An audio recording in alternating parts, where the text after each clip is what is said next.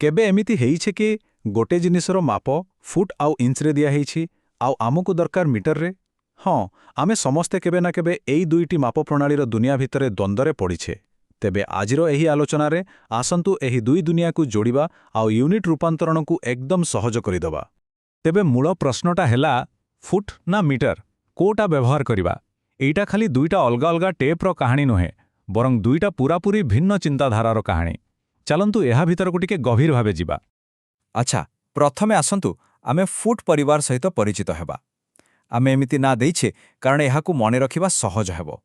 एहाकू ही कुहा जाय imperial system. एई जो माप टेप एइटा तो आम समस्तंक पई बहुत परिचित नुहे कि, विशेष करी जेतेबेले घरर किछि काम चली थाए किंबा निजर उच्चता मापिबार थाए। तेबे एथिरे जो फुट आउ इंचर चिन्ह अछि सेइटा ही हेउछि फुट परिवार बा इंपीरियल सिस्टमर मूलदुआ। आउ एई फुट परिवारर सबुटु गुरुत्वपूर्ण संपर्क हेउछि एही संख्याटी 12। हाँ, मने रखंतु गोटिए फुट सबुबेले 12 इंच रे ही तयारी। एइटा जानिबा बहुत जरूरी। जदि टिके बही भाषारे कहिबा ताहले इंपीरियल सिस्टम हेउछि एमिति एक माप प्रणाली जेउथिरे लंब पई फुट आउ ओजन पई पाउंड भली यूनिट व्यवहार हुए। एहार सबुठु बड़ कथा हैला एहार यूनिट गुड़िक 10 गुणितक उपरे आधारित नुहे और सेहिथि पई एहा टिके जटिल मने हुए। ठीक अछि, ए व्यासंतु द्वितीय परिवार अर्थात मीटर परिवार विषय जानिबा। एइटा होछि मेट्रिक सिस्टम आउ सत कहबाकू गले एइटा बहुत सरल आउ जुक्तियुक्त। मेट्रिक सिस्टमर तर्क एकदम सीधा सड़क।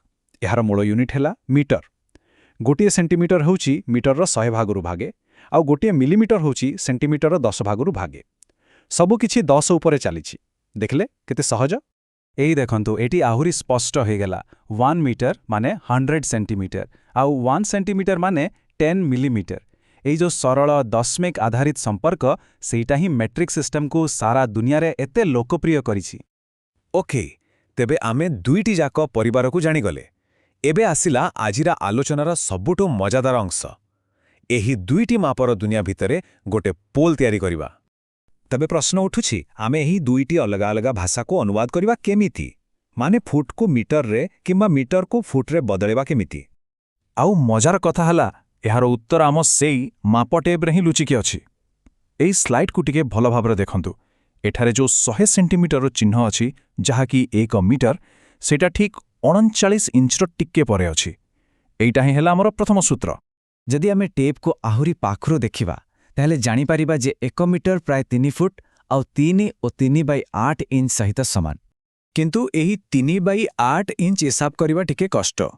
तेणु जेतेबेले गणित व्यवहार करी एहाकू एक सरल दशमिक संख्यारे परिणत करा जाए आमकू मिले 3.28 फुट।